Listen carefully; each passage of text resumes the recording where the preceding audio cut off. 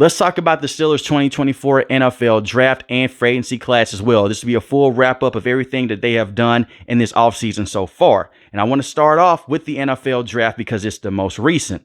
When you look at this draft class, they went heavy on physicality. They drafted a lot of offensive linemen and some defensive players as well. But in the first round, we all knew that the Steelers weren't going to go out there and try to trade up for a quarterback. You have Russell Wilson. You have Justin Fields. They just declined his fifth-year option. We'll see what happens with him in the future. So you knew that they're going to go out there and try to get some offensive line help. They selected Broderick Jones in last year's draft class in the first round. He was a solid tackle his rookie season. I think that he could be a franchise tackle with the Steelers. But they drafted Troy Fant now with their first round pick. 13 games played, 845 snaps, 15 quarterback hurries he allowed, 2 quarterback hits, and only allowed 2 sacks. He is a very good tackle. Now, he's dealt with some knee issues in the past, and the Steelers love to draft players with knee issues. I'll talk about that with another pick in a couple of minutes. But besides the knee injuries, which wasn't a huge thing with him, it was just one knee injury, he can come in and start immediately, and he can help dominate opposing defensive linemen. The Steelers' offensive line has not looked the same since Mike Munchak left. He's a former offensive line coach, one of the best offensive line coaches that the Steelers have seen in a very long time. And since then, the offensive line has not been the same. Even when David DeCastro, Andrew Villanueva, and Maurice Pouncey were still with the squad, they didn't look the same. And now all those guys are no longer with the roster.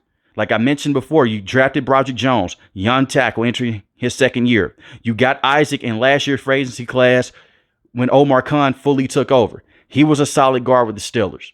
Then you also had to go out there and you had to find a true center. That's what you did in the second round because you cut Mason Cole. So already on paper, the offensive line looks better. In the second round, they drafted Zach Frazier, center from Washington. Like I just mentioned a couple seconds ago, they basically went out there and cut Mason Cole. They said, we don't want you anymore. He was one of the worst starting centers in the NFL. Zach Frazier can come in and immediately start. 12 games, 806 snaps, 3 quarterback hits, 0 sacks allowed. And he's a very good run blocker as well. This is a guy that could have went in the first round, but so many quarterbacks went early in the first round and wide receivers, they slid down to the Steelers. You immediately get these guards to an already dominant rushing attack with this team, because you have Najee Harris and Jaylen Warren. The recipe for the Steelers, and Mike Tomlin's been saying it since he became the coach of the Steelers, is to go out there and run the football and stop the run. Now, that does make me roll my eyes because that brand of football is pretty much going extinct. You have to go out there and give your quarterback enough time. And that's why they have versatility on this offensive line. Troy Fant now can play guard. He can play left tackle. Zach Frazier can play center. He can play right guard or left guard. So if injuries do happen, you have some plug and play linemen on this entire offensive line. So I like that. But they're very good pass protecting offensive linemen as well. So far on the offensive line, on paper, it looks better for this upcoming season than it did last season. Now we have to see all these guys play together and build up that chemistry, and it may take some time. But right now, I like the direction that the Steelers are heading with building up this offensive line, because if you give Russell Wilson enough time, he could throw the football to guys like George Pickens, to Pat Freiermuth, and they can run the football with Najee Harris and Jaylen Warren. If they can just dominate the front seven of the opposing team, that takes a lot of stress off of Russell Wilson, and it opens up the playbook for Arthur Smith and for Mike Tomlin as well. And you also have James Daniels on this offensive line at the right guard position. In the third round, they selected Roman Wilson, wide receiver from Michigan. He's 5'11". He's not your big prototypical wide receiver. He's not going to come out there and dominate like George Pickens and be physically dominant, but he's a very good wide receiver. He's only dropped 1 pass in his last 2 years with Michigan, and it was a horrible pass by J.J. McCarthy. He is a phenomenal in-slot guy. That's the thing with him. He did play some outside wide receiver, but he didn't do much. When he's inside the slot, that's where you want him. He can beat you over the middle of the field. He can run post routes, and I do worry about that because Russell Wilson doesn't target the middle of the field. But up the seams, Russell Wilson does a phenomenal job of targeting the wide receivers, and he has excellent routes as well. He's just not your fast wide receiver that can't go out there and separate. He can do that. And we know that the Steelers, they always draft very good wide receivers, from George Pickens, Antonio Brown, Martavis Bryant, Juju Smith-Schuster. I think that this kid can come in on day one and he will be that true number 2 wide receiver alongside George Pickens. And don't sleep on Calvin Austin III. The production may have not been there his rookie season, but that was with terrible quarterback play, and he was trying to learn that playbook. My thing is with Calvin Austin III, I think that he could be a very good wide receiver long term with the Steelers if Russell Wilson can give him chances deep down the field. The only thing that I worry about is if you're going to have these guys running deep down the middle of the field.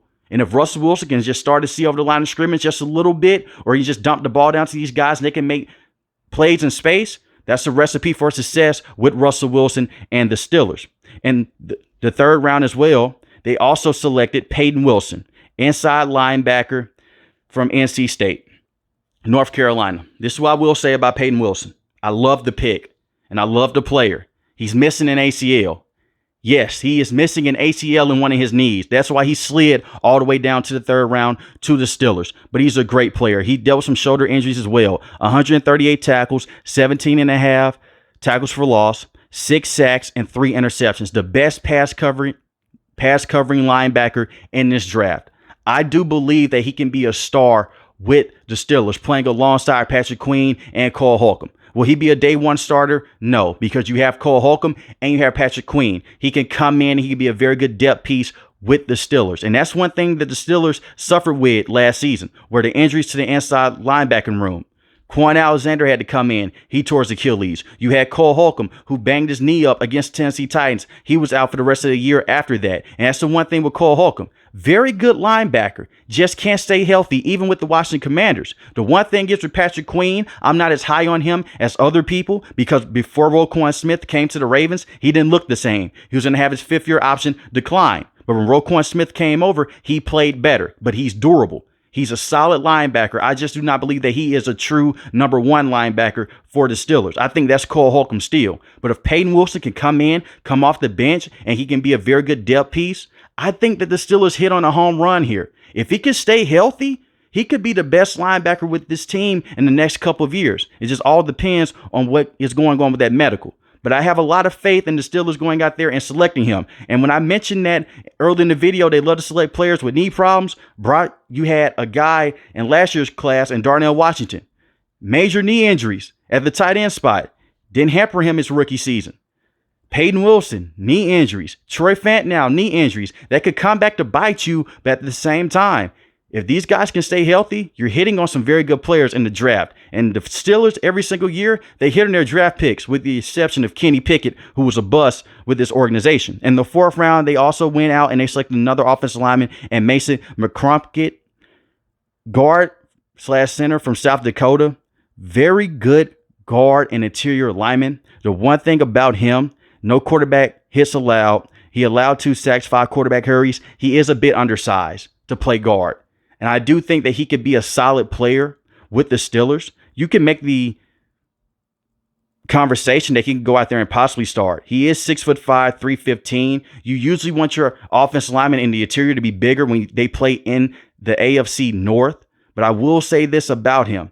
Very good player, another plug-and-play guy, is limited at the tackle position. That's when I get into talks of saying that he is a bit undersized. Even when move him across the offensive line, he doesn't have the same body as guys like Troy Fantanow or Zach Frazier, even though he is big. The one thing that you would worry about are the arms. That's it. But a very good, solid offensive lineman to hit on in the 4th round. In the 5th round, they selected Logan Lee, defensive tackle from Iowa, 6'5", 281 pounds, 3 sacks, 5 tackles for loss. He's just a depth piece. This is one of those situations to where you're looking at a guy and say, hey, he could be a very good defensive tackle moving forward. And if not, he could be a very good depth piece behind Cameron Hayward and Keanu Ben. He can also go out there and just develop behind those guys and learn behind a guy like Cameron Hayward. So I like this pick as well. Ryan Watts, the cornerback from Texas, 6'2", 208 pounds. You pair him up with Mika Fitzpatrick. You're pairing him up with Dante Jackson and Joey Porter Jr. Joey Porter Jr. is the number 1 cornerback with this organization. I will say this about Ryan Watts. He could play all over the secondary. And that's a huge need for the Steelers, because Mika Fitzpatrick dealt with a lot of injuries this season. DeMonte Casey, very good safety. He got suspended when he had the hit on Michael Pittman Jr. So you're going to have guys that can come in and give you very good depth play if one of those guys do go down, or if a contract extension is coming up and they don't want to re-sign with the team. So I like them picking them up as well. Very solid player. Then I want to roll over to what they did in free agency, because they plugged in a lot of holes in the NFL draft. But when you look at what they were able to do in free agency, I think the free agency basically set up the draft in general. And you can make the argument, yes, it's for every team. It's not always the case. Look at the Atlanta Falcons. They signed Kirk Cousins, and then they went out there and they drafted Michael Penix Jr. The Steelers went out there. They signed Russell Wilson for dirt cheap. Better quarterback than Kenny Pickett, better quarterback than Mitch Trubisky, better quarterback than Mason Rudolph. I think he comes in, he's going to give you the best chance to win football games right now. And I do think that the team they're building around Russell Wilson is going to be one of the better teams that he's been a part of in the last couple of years. With the Denver Broncos, that first year, Nathaniel Hackett, terrible head coach, but Russell Wilson was not supposed to be their starting quarterback to begin with. They wanted Aaron Rodgers. And they put Russell Wilson in a terrible situation. Was the worst season in his career. He had 16 passing touchdowns to 11 interceptions. Then you fast forward to the second season with Sean Payton. He looked better. The only reason why Russell Wilson is not still with the Denver Broncos is because he was getting paid too much money and he didn't fit the system of Sean Payton. 26 passing touchdowns to 8 interceptions. The Steelers would have killed to have those statistics from a starting quarterback last season. Their best quarterback last season was Mason Rudolph. It wasn't Trubisky for sure, and it wasn't Kenny Pickett. And the most interceptions that Russell Wilson has thrown in his career came in 2020, 40 passing touchdowns to 13 interceptions. So if he can just go out there and get this team 25 to 28 passing touchdowns in that range, and he can be effective in the red zone and not turn the football over, and they can just run the football, that's a recipe for the Steelers to go out there and win football games right now and to be a true contender in this division. They made the NFL playoffs with having Kenny Pickett, Mitch Trubisky, and Mason Rudolph starting games.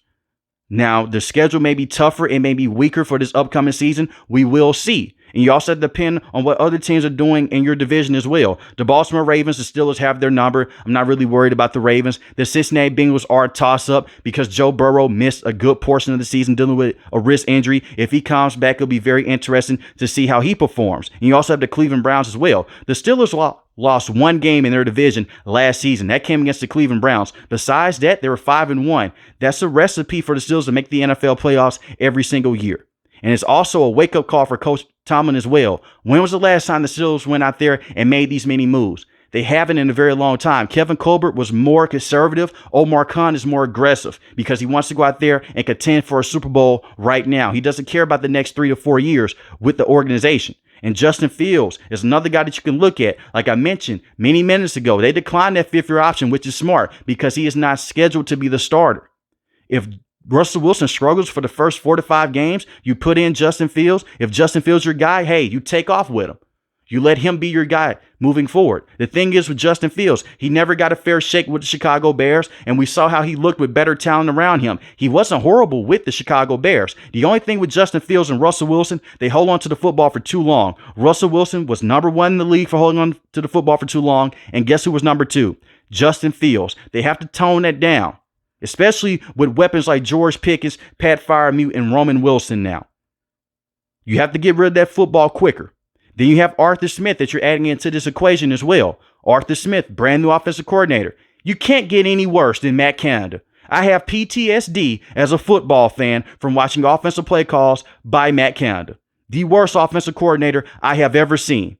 Arthur Smith did not have the best stint with the Atlanta Falcons, but he was the head coach and main offensive play caller. You're dealing with more when you're the head coach with an organization. When you're the offensive play caller, all you worry about is offensive personnel and the play calls for the week. This man had to worry about defensive play calls. He had to worry about the offensive play calls. And he had to worry about special teams as well. Now he's going back to just worrying about one position group, just one group on the field, and that's just the offensive group. That's it. And we've seen coaches before. They're terrible head coaches, but when they go back to being coordinators, they're a beast. We've seen this in the past. Look at Steve Spagnuolo, the defensive coordinator for the Kansas City Chiefs. Phenomenal defensive coordinator. As a head coach, very questionable. And the last time Arthur Smith was the main offensive play caller for a team, it was with the Tennessee Titans. Took Tennessee Titans to numerous playoff appearances, and Ryan Tannehill had some of his best seasons underneath Arthur Smith. And right now, Justin Fields and Russell Wilson are both better quarterbacks than Ryan Tannehill. And this Steelers team is better than those Tennessee Titans teams on the offensive end because you have Najee Harris, who's had over 1,000 yards rushing every single season in his career. And you also have Jaylen Warren as well, who had over 780 rushing yards and over 1,000 yards from scrimmage. The thing is with the Steelers in that wide receiving room, you're still thin. They have to stay healthy because right now, George Pickens is the true number 1. You could make the case last season when Deontay Johnson missed games that he was the only receiving option. Yes, that was true, but it's a different ball game to where you're the only guy out there. He's the veteran in that room right now. You can speak of Vance Jefferson and all those other guys in the room and Cordell Patterson. They matter, but not to the extent of George Pickens. He has to go out there and beat double coverage now. He has to go out there and beat roll coverage and open up the game for guys like Roman Wilson and Calvin Austin III. And I think that he will be that true number one wide receiver.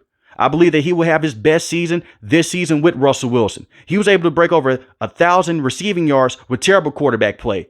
If he can do that with terrible quarterback play, imagine what he can do with just consistent quarterback play with Russell Wilson. On the offensive end, on the defensive end, they made those moves. You have TJ Watt, who is the best defensive player in the NFL. 19 sacks in the season, 4 forced fumbles, 1 interception, has led the league in sacks 3 times. Should have multiple Defensive Players of the Year awards, but you guys know how that is. The thing is with TJ Watt is staying healthy. He could dominate in the regular season if he can just touch down with this team in the postseason. And if they can make the NFL playoffs, they could go out there and really contend with anyone with the defense and how good the defense is on the front 7 of things. With TJ Watt, with Alex Highsmith, who is a phenomenal pass rusher that they also have, and they locked him down. 7 sacks on the season, 2 forced fumbles, 2 interceptions. He had 14.5 sacks the season before when TJ Watt went down and missed majority of the season after he tore his pec going against the Cincinnati Bengals. But the thing is, with him, his pressure rate was up, and they flipped him more back into coverage. I like to see his hand more into the dirt and trying to go get the quarterback, but they have good players on the defensive end. It's make or break for Coach Tomlin. They haven't won a playoff game since 2016. And you can say the quarterback play was terrible. The defense wasn't looking right. Right now, because they haven't started training camp, they haven't started OTAs with everyone healthy, this is a very good looking roster. And old Mark Condon just wastes his time for nothing to go out there and just get these guys. You don't want to look like he just went out there and just wasted his time. Joey Porter Jr. had a solid back half of the season. Then you have Mika Fitzpatrick, like I mentioned before. When he's fully healthy, he's one of the best safeties in the NFL. Dante Jackson, you basically traded Deontay Johnson for him from the Carolina Panthers. I like Dante Jackson if he can stay healthy. The thing is, with him, he struggles to stay healthy. Very good press man corner, very fast. He can match up very well with a guy like Zay Flowers. On Jamar Chase, not as much. That's why you have Joey Porter Jr. Joey Porter Jr. is more technical. He just has to stop holding. And he stopped holding for the last 4 to 5 weeks of the season. Thing is with Dante Jackson, he's a technically sound corner. He's very fast. It's just his health. That's it. But so far, I like what the Steelers have done. They also drafted Keanu Ben a year ago. He's going to be a very good replacement for when Cameron Hayward does decide to go out there and retire. But the Steelers, very good free agency, very good NFL draft. They've done everything right. And as I record this video, they have 3 quarterbacks on the roster: Kyle Allen, Justin Fields, Russell Wilson. It just comes down to consistency of the offensive play calls, and can Coach Tomlin finally get this team over the hump? Making the NFL playoffs is not good enough. You have to go out there and win some playoff games. So let me know in the comment section below, how do you feel about the Steelers' entire offseason from the NFL draft through free agency? If you're new to the channel, hit the subscribe button. If you like the video, hit the like button. Most importantly, when each and every last one, guys, stay safe, stay positive. Thanks for watching the video, guys. God bless. Peace.